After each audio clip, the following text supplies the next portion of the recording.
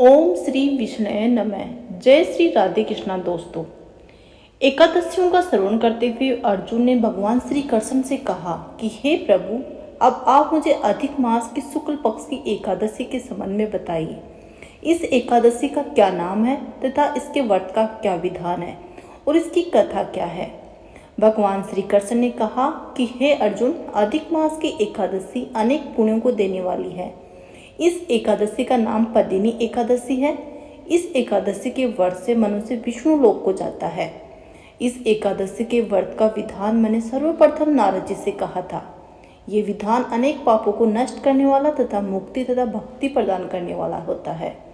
इसके फल व विधान को आप ध्यान पूर्वक सुनिए। हे अर्जुन, अब मैं तुम्हें पदिनी एकादशी की कथा भक्ति पूर्वक सुनाता हूँ। इस कथा का तुम ध्यान पूर्वक श्रवण करो। ये सुंदर कथा महर्षि पुलस्त्य ने नारद जी से कही थी। एक बार कार्तिवीर्य ने रावण को अपने बंदी गृह में बंद कर लिया। उसे महर्षि पुलस्त्य ने कार्तिवीर्य से विनय करके छुड़ाया। इस घटना को सुनकर नारद जी ने महर्षि पुलस्त्य से पूछा कि हे महर्षि, इस मायावी रावण को, जिसने सभी देवताओं सहित इंद्र को भी जीता था, कार्तिवीर्य ने इसको किस प्रकार जीता? कृपया करके मुझे विस्तार पूर्वक बताइए। महर्षि पुलस्त्य ने कहा कि हे नारद, आप पहले कार्तवीर्य की उत्पत्ति की कथा सुनो। त्रेता युग में महेश्मती नामक नगरी में कार्तवीर्य नाम का एक राजा राज्य करता था। उस राजा की 100 स्त्रियां थी। उनमें से किसी के भी राज्य का भार संभालने वाला योग्य पुत्र नहीं था। तब राजा ने सम्मानपूर्वक ब्राह्मणों को बुलाया और पुत्र की प्राप्ति के लिए कई यज्ञ करवाए, किंतु सब व्यर्थ रहे। जिस प्रकार सभी दुखी मनुष्य को भोग नीरस मालूम पड़ते हैं, उसी प्रकार राजा को भी अपना राज्य बिना पुत्र के दुखमय प्रतीत होता था। अंत में वह तप के द्वारा ही सिद्धियों को प्राप्त जानकर तपस्या करने के लिए वन को चला गया।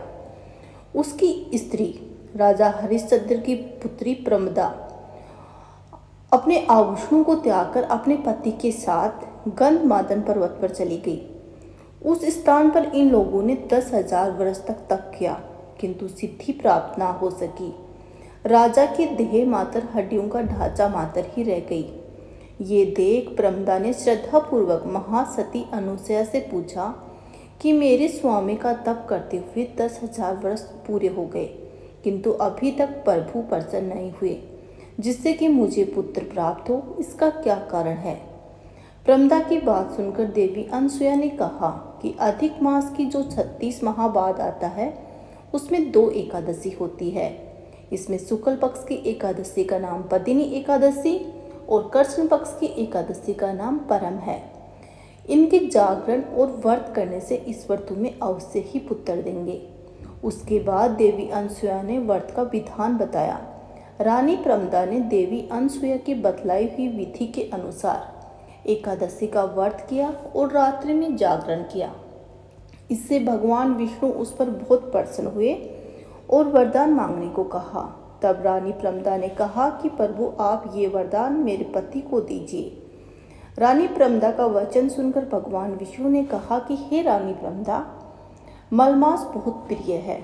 इसमें भी एकादशी तिथि मुझे बहुत ही अधिक प्रिय है।